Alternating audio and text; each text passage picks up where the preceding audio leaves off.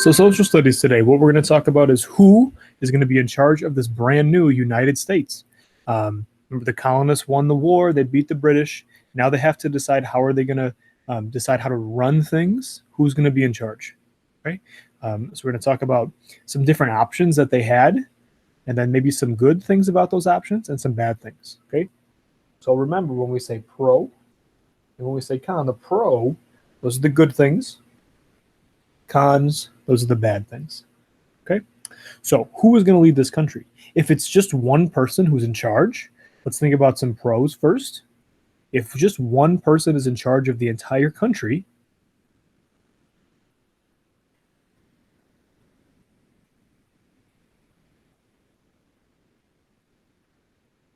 decisions are very easy because all it has to do is just one person who's in charge and says, I woke up today kind of feeling like we should get rid of slavery. So we're going to do that. Okay, so if one person is in charge, it's very easy to make decisions. Okay, a bad thing about one person being in charge.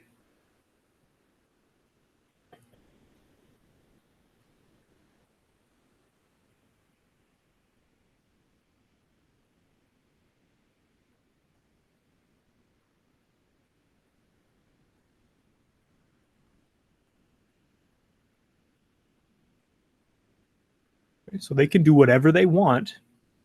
We call that a monarchy, is when one person is in charge.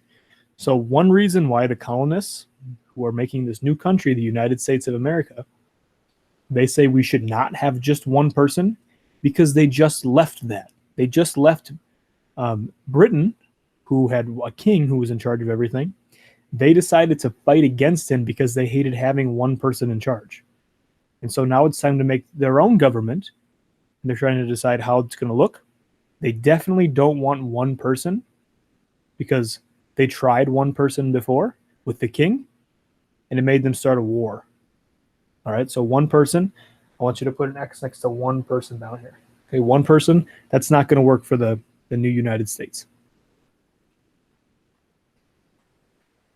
Okay.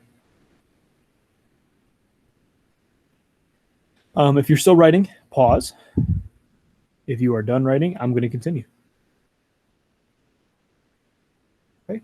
So now instead of one person, what about many people? What if it's a lot of different people that are in charge?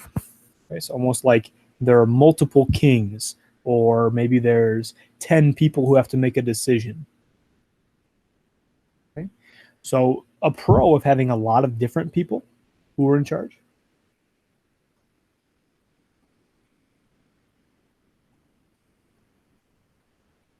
So they can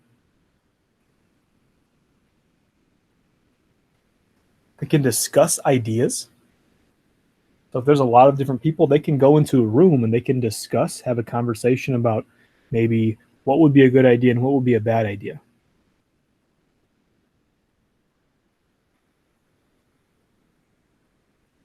Okay. A con of having many people, many individual people in charge.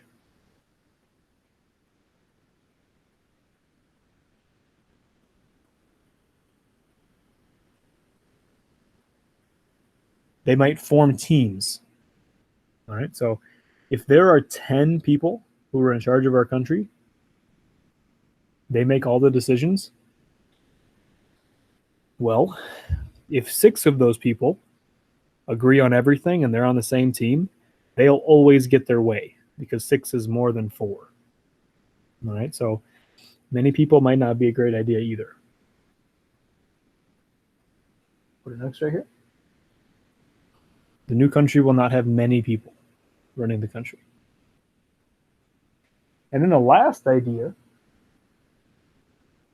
that these founding fathers came up with.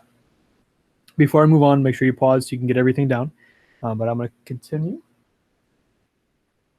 Maybe 3 branches. Okay, so instead of one person or a lot of different people, maybe it will be like 3 groups. Okay, so maybe there'll be a group that's in charge of making laws. Maybe there's a group that's in charge of declaring war. Maybe there's a group that's in charge of making the right choices, maybe being judges. Okay, so they all kind of have a different goal, but all together, maybe they'll lead the country together. Okay. So one pro for this.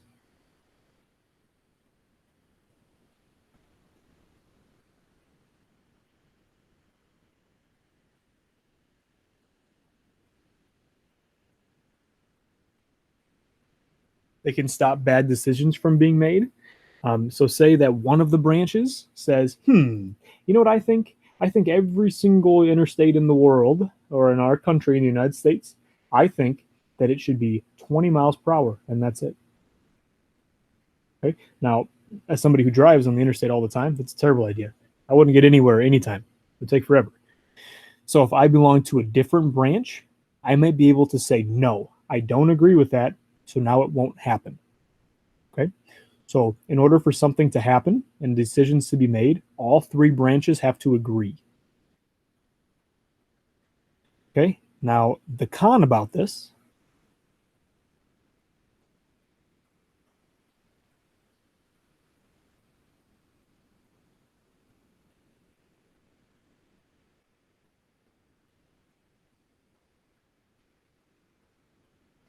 are that things, mostly decisions, they take a lot longer. It's very slow because if one branch has to agree and they sit and they think about it, maybe they take a couple months, maybe they have a couple discussions within their branch. That's very slow. If one person was in charge, they could make a decision and it would be done. All right. So really the only con about three branches is that it would take a little bit longer. However, the founding fathers decided this would still be a better system, a better government than just having one person in charge of everything or a few people that are in charge. Okay, three branches, they're going to balance each other out. They're going to be able to make good decisions and stop bad decisions. So three branches of government is what the founding fathers decided we should have. Okay. Today, in 2020, we have three branches of government still. We have the executive branch, the judicial branch, and the legislative branch. We will talk more about those next week. But it is interesting, back in the 1770s, when we were starting this new country, we decided on three branches of government because it was going to make it a lot easier and it was going to make it a lot more fair. And now, 250 years later, here we are using the exact same system, three branches. Again, we'll talk more about those branches next week. And then we'll kind of start talking about kind of the end of the year and how a lot of the government things that they tried in the beginning failed and then what they did to make those up. All right. If you have any questions, please let me know.